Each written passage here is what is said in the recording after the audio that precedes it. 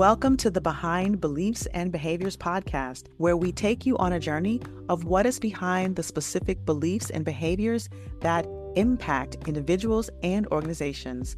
With our guests, we get to the root cause of what stands in the way of everything from health, wealth, and relationships to leadership, community transformation, and societal progress. From topics on leadership, psychological safety, corporate culture and communication, to parenting, trauma, relationships, personal health, and intimacy, this podcast is sure to get you to the source and provide you practical tips to transform your life one root cause at a time. I am your host, Dr. Maisha Claiborne. I'm a physician, a coach, a consultant, and an expert in trauma-informed communication.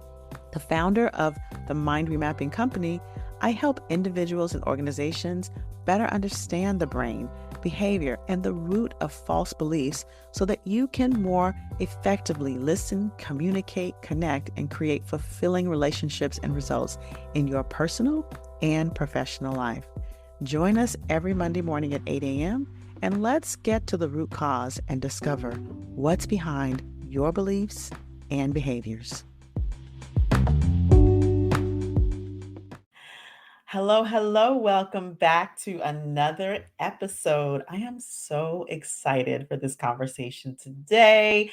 This sister doc right here is someone that we've been in each other's circles for a bit. We're in the same mentorship community. She is an amazing physician who works with physician moms, and I am so excited. We're going to be talking today about prioritization, especially if you are a professional mom, even especially if you're a leader in the workplace, which we're all leaders, but sometimes there are levels of leaders, hats that we wear. And I was literally just talking to someone earlier about putting your oxygen mask on first. So I'm here to welcome Dr. Toya Luces-Sampson, the owner of Dr. Toya Coaching.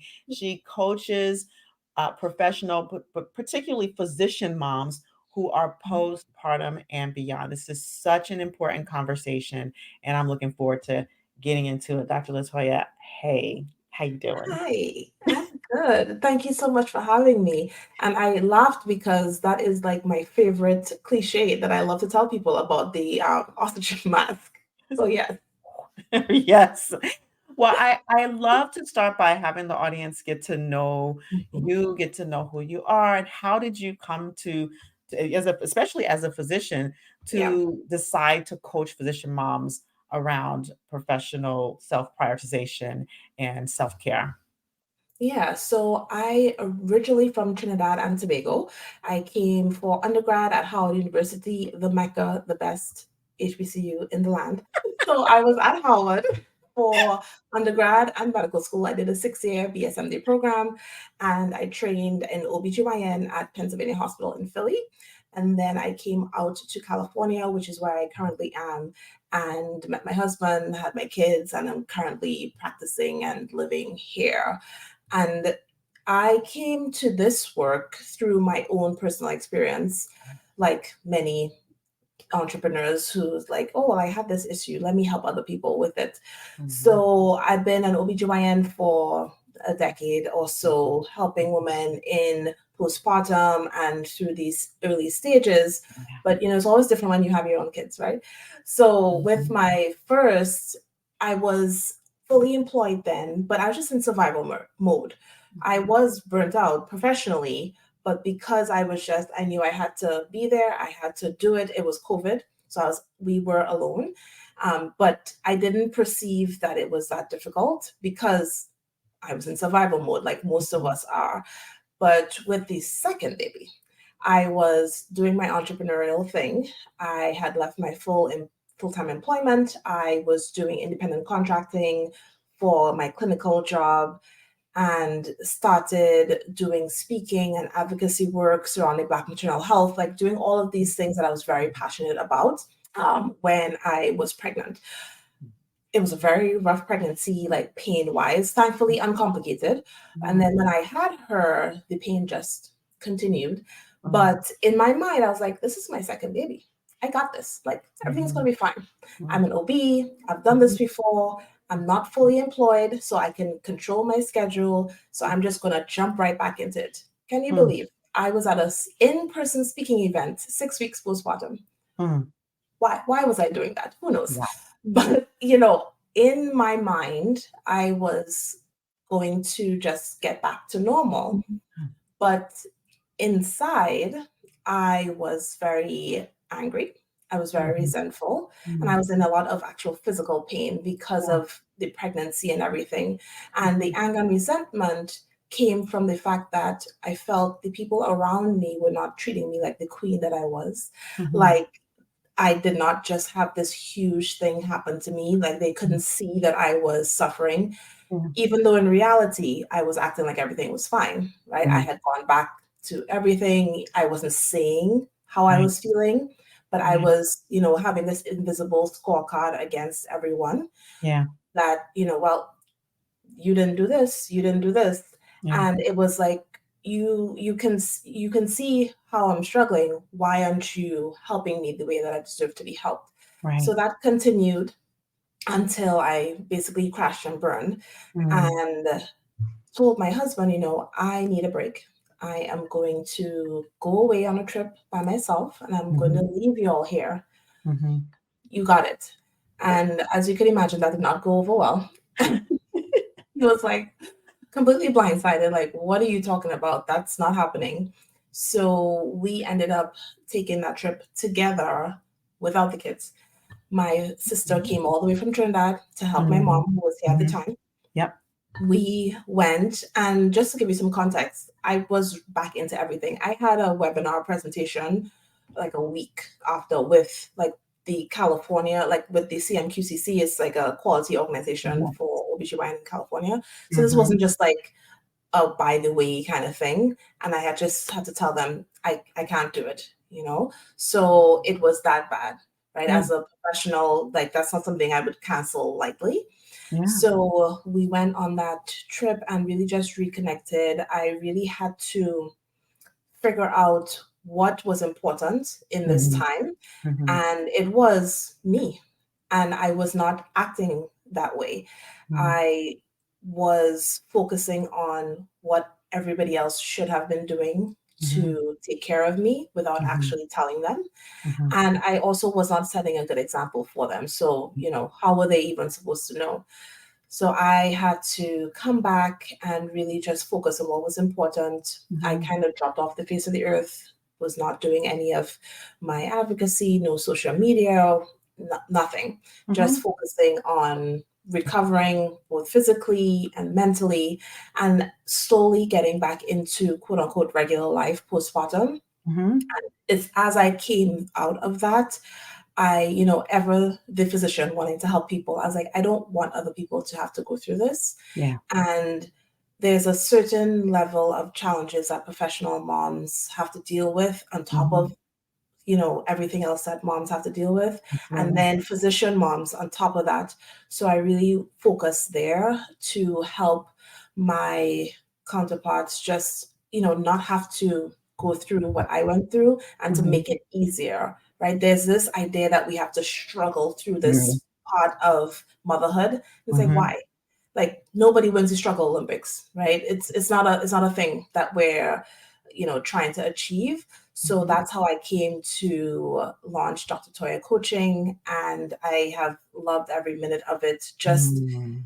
seeing the light bulbs go off, seeing the transformation that my clients have been able to make. And it's really just setting the foundation for motherhood ahead, Yeah. because when you set that example, Mhm. when kids are the most needy, That's right. like they are going to know, Mhm. okay, well, later on, this mommy has her alone time. This is what mom does. And Mhm. then when they become adults, this is what moms do. Right. They take care of themselves, right? That's My son is going to know his wife, if he chooses to have a wife, is going to take time and take care of herself. So it is very important to me on many different levels. I think that you, even just in your story, you dropped some gems. You dropped some gems. And I think one of the most important things is, recognizing that in that moment where you You had to cancel the talk. Like Hmm. you chose you. But you chose you out of the necessity of choosing you, Right. right? And what I hear is now is like what you're doing is helping physician moms do that before they get to that point. Yeah. And like your story doesn't, even though it for people who are maybe not in medicine, it may seem like, what? It's not that uncommon in our It really community. isn't. It really isn't. I'll share a quick story. When I was in residency, I had knee surgery on a Mm. Monday afternoon to have my meniscus repaired. I was Ooh. on call Wednesday.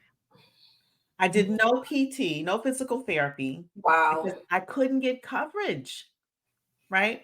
And so it's a condition or a conditioning that happens within our community. And I Right. know there are similar types of things that happen in the non-medical corporate community as well. And I think our community is sort of special because there's extra stigma that's Yeah. tacked on to needing help or needing to take time off or needing to do self-care. And we're just now coming into the point where it's acceptable. But when you're a woman and when you're a mom, and don't let you be a woman and a mom and in a marginalized community, Right. then you got a little extra splaining to do. Yes. And I like what you said about the conditioning because that's exactly what it is, Mhm, right? We are taught, we are conditioned to mhm, give of ourselves completely mhm, as just moms, mhm, right? In this society, in the United States, we are taught to give of ourselves completely. It is mhm, expected, and if you don't do it, people will call you a bad mom. Then you mhm. add on the professional title. You have the extra expectations. You don't want the people around you to be convinced of their preconceived notions that women shouldn't be in these high powered situations because, of Yeah. course, she has to deal with her kid. This is why it should be a Mhm, man. You have to deal with people thinking that, and mhm, you also having to disprove that. So your own expectations. And then mhm. with a physician, you are expected. Like you said, you had knee surgery Yeah. and you were on call 2 days later. Right. And that's not, nobody would have batted an eye. If you said, no, I can't come in, Mhm. they would have been like, well, but why? Like, Right. why? Right? Yeah. And the interesting thing is, here's the interesting thing. Not only are we conditioned to ignore our own bodies, Mm. but others are conditioned not to help. Because I'll tell you, I did ask. I Yeah. did ask for coverage.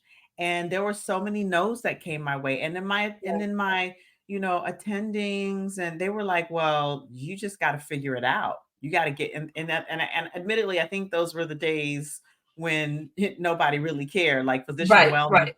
resident wellness wasn't a thing, That right? was definitely not a thing Right. back Mid in Gen our X day. here, right?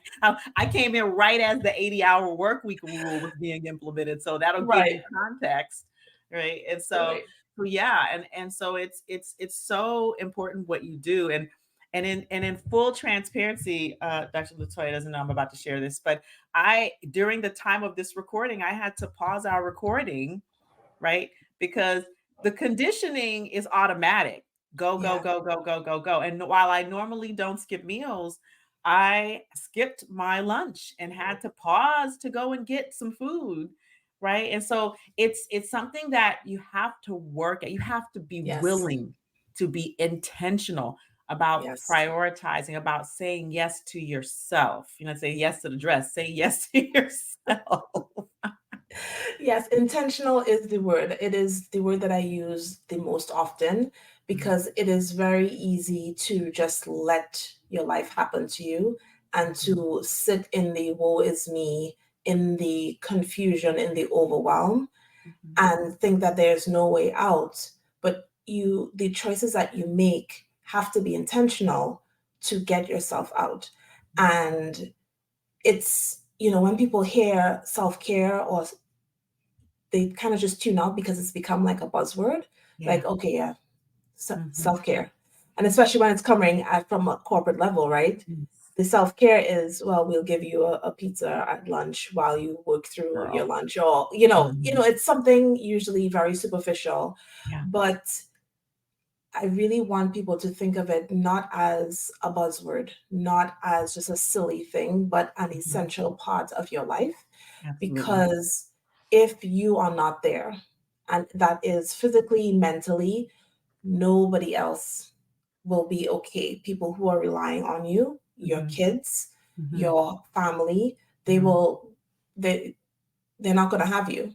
And That's then when you think about it from a corporate level, because I was in a corporate job before I left Mhm. employment, if you're not there, they will move right along.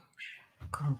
They will Say just that. keep it pushing, Mhm. right? The patients will get seen, the meeting Mhm. will get attended, the clients Mhm. will get served, That's right. and you will be left with your broken body and your broken mind, That's right. and everybody else has moved on. So this is not just, oh, well, something that's a luxury Mhm. or just something that is meaningless. It is essential for you to live the kind of life that you want to Yeah. and to just be healthy and be well. That's right. I love that you said that because I literally just had this conversation with someone earlier today, which is Mhm, God forbid something mhm, should happen, the organization will move right along to the next mhm. one, right? Yep. And so it's so important that we take it back to self-care. And I'd love to talk a little bit about, I think what everybody else thinks is self-care, since it's sort of been um what's the word, popularized or Yeah. trended, Yeah. right? Yeah. People think, oh, self-care means a spa, or self-care Yep. means a massage, or self-care means breathing, or a yoga class, or like you said, a pizza in the break room. Let's nuance that a little bit and Yes. talk about, well, what could self-care mean that really makes a difference? Yeah. So I think it's important to categorize it, right? And to Mhm. be realistic, Mhm. because one thing I think is very easy for people to do is to exceptionalize, right? So you see me, you can find every reason why my situation does not apply to you Mhm. and why it won't work for you, right? I'm Mhm. not exceptional. I mean, I Mhm. am, but not in that way, Right. right? You're not an exception. So, right. And also, it took me a long time to get here. I went through a lot to get here. Yeah. So instead of imagining it as this big thing, like one more task of self care, Mhm. starting with baby steps and being very intentional and giving yourself grace and being realistic. Mhm. So while I do massages every single week, because that's what I need. And it was started off as a physical thing, like I needed it. It was recommended by my pelvic floor Yeah. physical therapist in Yeah. postpartum and Yeah. continued, Mhm. right, for my continued self care. It is not realistic for everybody to do that. And I think once we who promote these things have to consider that as well That's and give right. people the baby steps. And especially for me, my clients and my audience are in the thick of it, right? Kids in Mhm. diapers, Mhm. newborns, all of those Mhm. things. But you can start from the minute the baby leaves your body.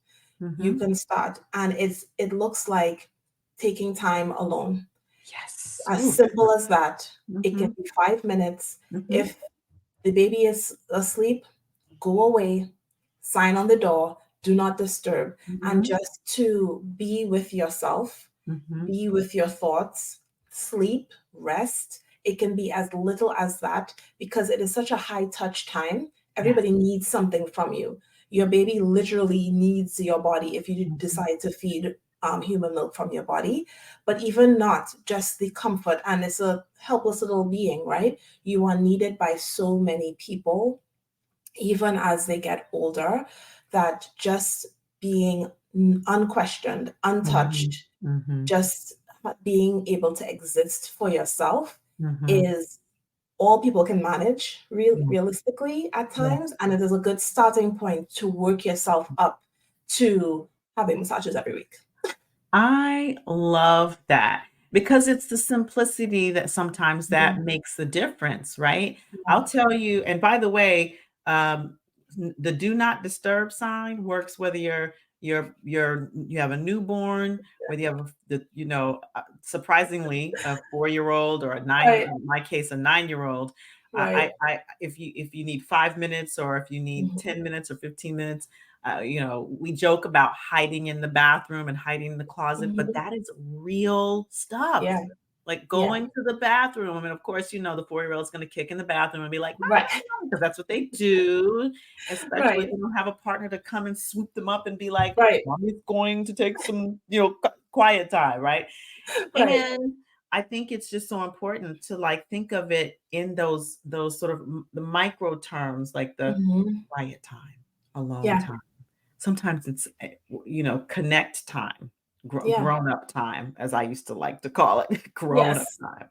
Because Somebody who could, yeah, just like to hear yourself think or to yeah, not think about anything. Like it could be exactly, either one of those. yeah.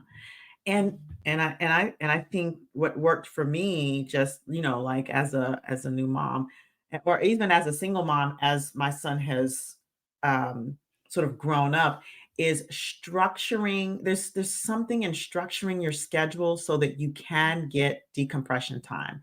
and Yeah. and when I say structuring, some people don't have the privilege of structuring their work schedule, Yeah. but like maybe the dinner and bedtime, like when does dinner and bedtime schedule begin? Because I can Yeah. tell you that my son would go to bed when he was a baby at 5.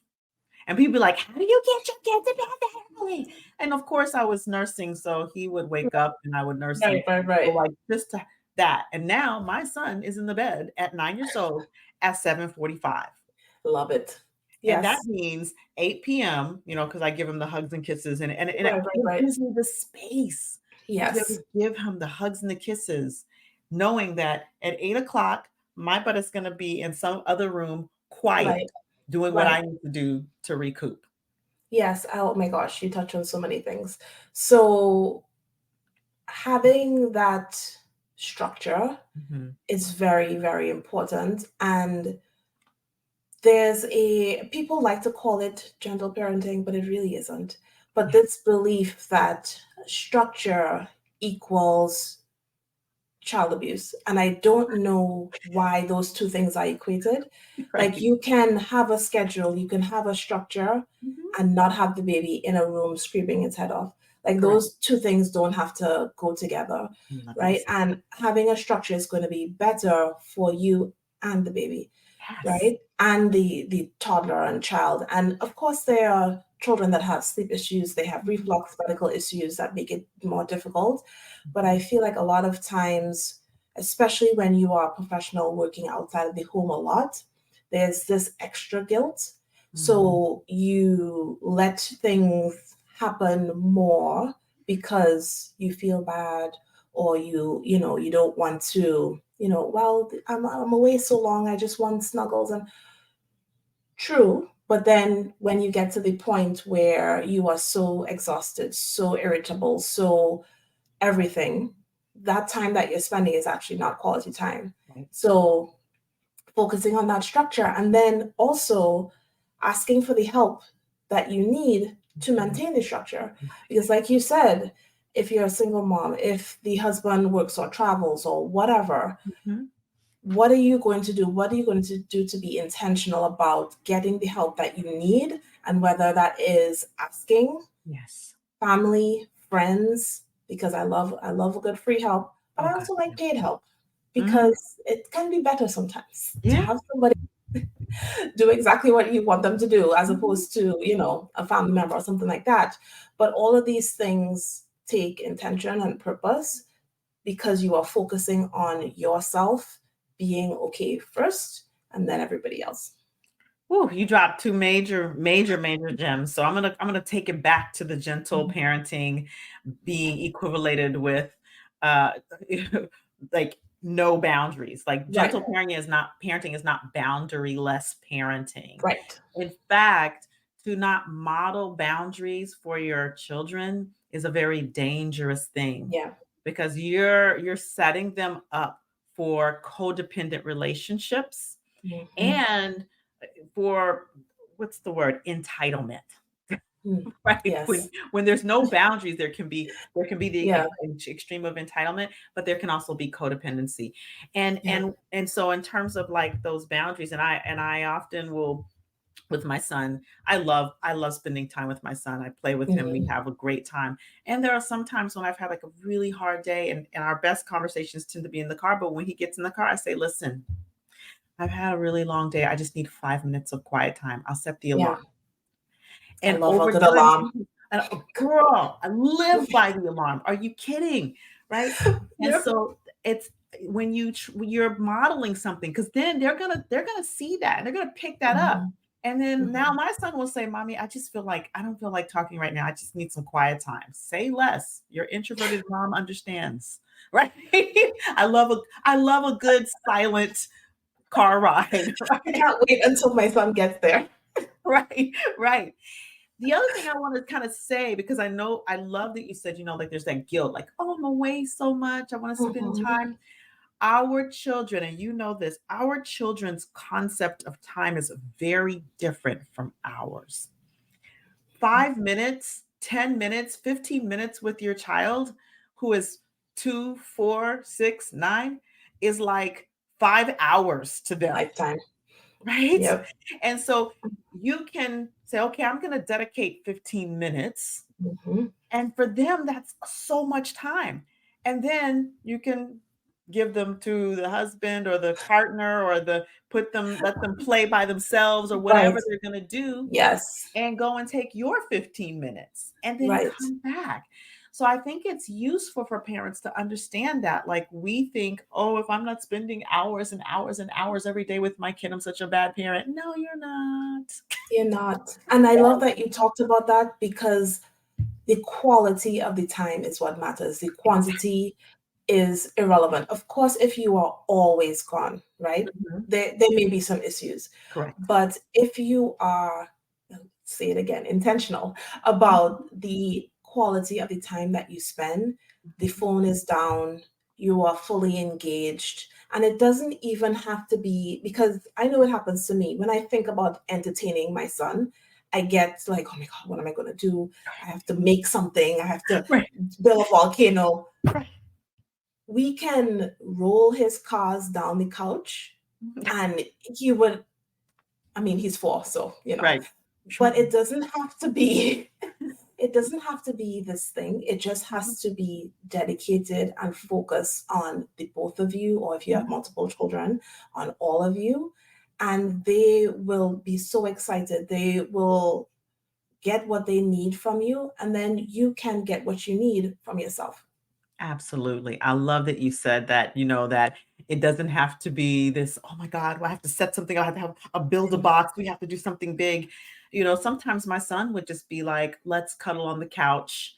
And Oh. before I took away TV during the weekday, because now Mhm. he's of a certain age, we would Yeah. like watch one show, like maybe watch a Yeah. Daniel Tiger. It's like, let's cuddle on the couch and watch an Yeah. episode of Daniel Tiger. And for him, Yeah. that was everything. Now it's like, let's go play a round of Go Fish. And Yeah. it's Nice. like high touch, high reward. And then Mhm. there's the end of the night where it's like, okay, let's get our hug and kiss time in. Let's get our back rub time in. And that's maybe 5 to 10 minutes, but he's satisfied with that. It's the quality. I love that you said that. And and how there's the joke around parents buying toys and then the kids are playing with the boxes. That'll Right. give you context for how little Exactly. you have to do to Yeah. entertain your kids, right? It's Yeah, just the they're easy. quality Even a time. walk outside, right? And it gets you outside, it gets them Mhm. outside, gets them nice and tired for bedtime. You Yes. know? We go outside and play frisbee. You'd be surprised. I Yeah. mean, I have a boy, so that's what we do, right? We Right, go, right, right. like he loves to play some frisbee, or just go outside and play shoot some hoops. Yeah. That's what he likes to do. So not and just to backtrack, I said I have a boy, so I just want to like correct that language. Not that that is a boy thing to do. It's just what Yeah. we do. So I want to honor that Yeah. inclusivity And there. thank you for that. Yeah. Yeah, absolutely, absolutely. The other thing you said, and then I'm gonna, we keep us going, is the asking. Oh my goodness. For Yeah. for moms in general, for Mhm. the Black community, for Mhm. other marginalized communities, for the people who live with disabilities, for the LGBTQIA plus community, it is very difficult to ask because we're conditioned not to. we're conditioned Yes. to take what you can get. And particularly in medicine, Mm-hmm. take what you can get. Be grateful. You're in a service oriented industry. You're supposed to serve others before you serve yourself. And so, just that you brought into the space, no, ask, ask, Yes. and cultivate community. And I think for me, I'm very present to community because I'm a single mom and Yeah. I don't have any family living in Atlanta with me. Well, my sister just moved here, Oh, so I'll nice. correct that. But yeah, but Yeah. before, like my mom, she was here for a while and then she moved to Mexico to live her best life in retirement, which I am, Love it. totally for. Yep. Hashtag goals. And so I've had to cultivate mom community. I've had Yes. to cultivate family community so that I can Mhm. call when I have to travel to a conference to speak and say, can you mind keeping my son Yeah. overnight? So that I can go and do this and make money for the household and pay my mortgage. Thanks. So I can have a date night, right? Yeah. And then reciprocate. Hey, you want the boys to come over so you and your husband can have a date night? Yeah. No? I Yeah. love the reciprocation, and that is so important. The village, right? There's a reason it's a saying, right? Mhm. That's how it was back in the day. Yes.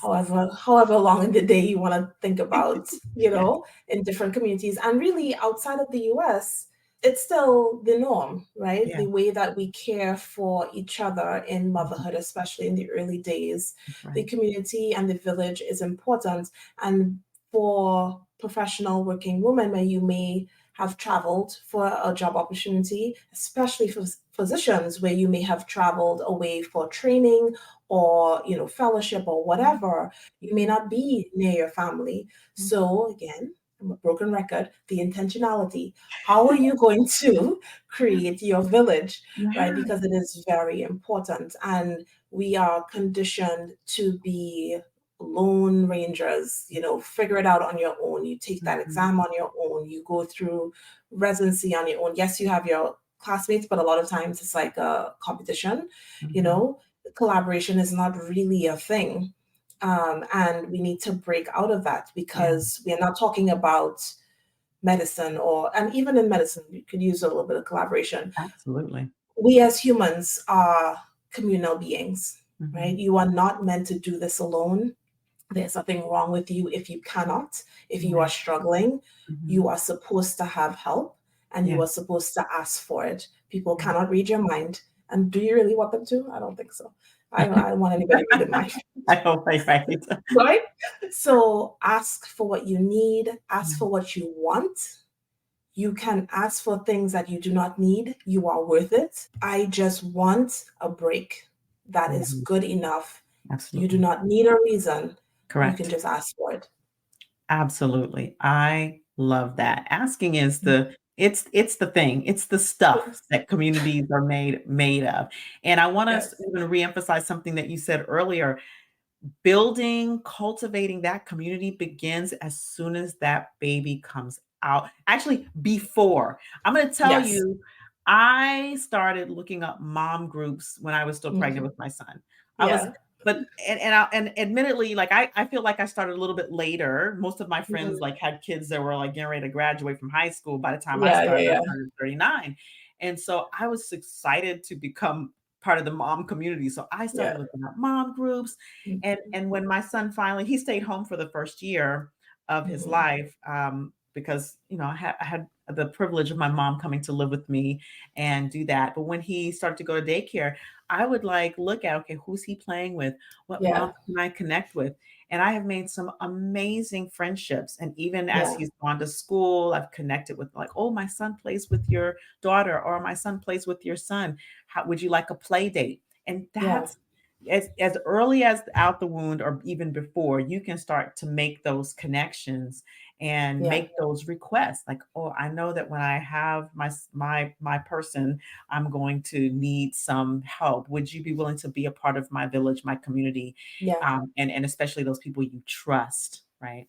Yes. And it may feel weird, especially if it's not your personality, Hmm. to reach out that way because it is Hmm. definitely not mine.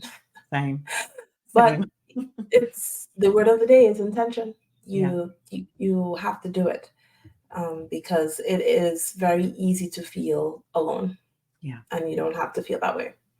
it is, and it's worth it. And I'll tell you, it was, having suffered from postpartum depression, Mm, how I made it through is through from another mom or two reaching out to yeah, me every single day. How are yeah, you? Is there anything I yeah, can do for you? Can I bring you some food? What do you need? Until yeah, my mom was able to move in and with me, right? yeah, Every yeah, day. How is your mental health? You know, if you need to talk. So yeah. I appreciate you saying that. And that's something that came up over the weekend. I traveled to Pennsylvania for Mhm, Black Maternal Health Week, mhm. and well, at the time of this recording, Yeah, and I yeah, spoke at an event and was talking about postpartum mental health because I yeah. talk about postpartum all the time, and Mhm, was telling people about support groups and the importance of support groups. And somebody, she just couldn't understand how it would help. So I'm glad that you shared that, because community is what we need. Like I said, as humans, we are communal beings, mhm, and being in a group of people that know what you are going through, that are going through the same things, that are ahead of you, they're working their way out of it. mhm, So moms with older kids, mhm, people who have been through postpartum depression before, mhm. it gives you hope. There's like a Yeah. light at the end of the tunnel. Mhm, So it is a very good way to help yourself, even if you don't have postpartum depression mhm. or anxiety or anything like that. Right. Just in this time to be in a group of like minded people that know what it means to be a mother, a Mhm, professional working mom, a physician mom. mhm. Finding your community is just so helpful. And it is my message to everyone Yeah, to do that. yeah. Woo! I love this conversation so much. I'm like, I can keep going and going and going, and I want to honor your time. Yeah. But this is a juicy conversation. I'm thinking about, ooh, what can I have you come back and do Yes. with me? Let me. The thing Yes. that comes up for me, and I'm sure you can weigh you have plenty to weigh in on this, is the fourth Hmm. trimester. Hmm. It's Yeah. something that was like sort of like brewing as you were talking about as we were talking about postpartum depression and the Yeah. impact that that fourth trimester has on that and how you help moms through that fourth trimester. So yeah, I think we have a part two to do for sure. Yes. I'm Yeah. excited. Yes. Yeah. So the fourth trimester is a big deal. And I'll just give you my little plug here. Postpartum lasts for 1 year. So while the fourth trimester is important, the whole year after birth is important, especially for mental health. So I Yes. will leave you with that. Okay. Cliffhanger. You done it now. We have done it now. So we are definitely having a part two. We are definitely having a Yes. part two. I'll send you my link. We're gonna schedule this Yes. again for sure. Well, Dr. Latoya, I love this conversation. This is one of my favorite things to talk about. I really do like well-being, especially with moms, especially physician moms. I don't know if you know this or not, but I had a business, the Stress Free Mom MD. So I used to Mhm. be the Stress Free Mom MD. So I used to Oh, do this work a lot, and so like now I'm in the organizations right. in the as my mentor once used to say, in the belly of the beast, really make it better for the physicians who are in these Mhm. situations, right? And particularly for our women in our marginalized communities. So that's the work that I do now. But I this is a huge love of mine, talking about supporting moms in medicine and just like that well-being. So I Yeah. appreciate I meant Mhm. to say this at the very beginning is I'm very much honoring what you do. I appreciate it because it is so needed, so needed. So thank you. And thank you for coming on today. I want the listeners to know how they follow you, how they reach you, Yes. how they connect with you if they want to work with you, how they invite you to speak at their organization. Definitely. And I just want to say, first of all, thank you so much for having me. This was a very fun conversation. And it's so good to speak to somebody who is like minded Mhm, and, just to get the message out there because, like you said, the conditioning is deep and real. So mhm. this was fun. And I can't wait to come back.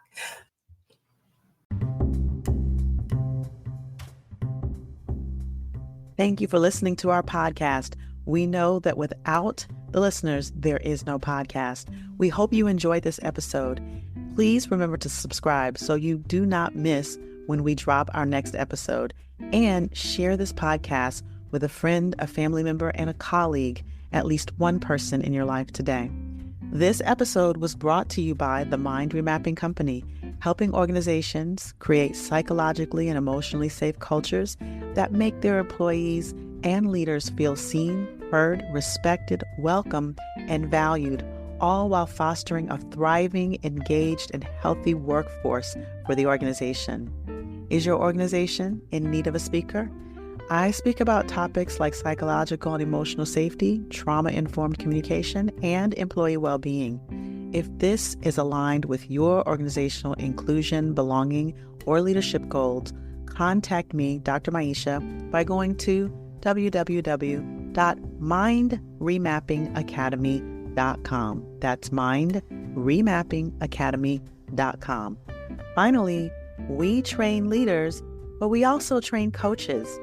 If you're interested in becoming a trauma-informed coach, visit our website as well and check out our NLP coach trainings and certifications. We'll see you on the next episode. Until then, stay empowered.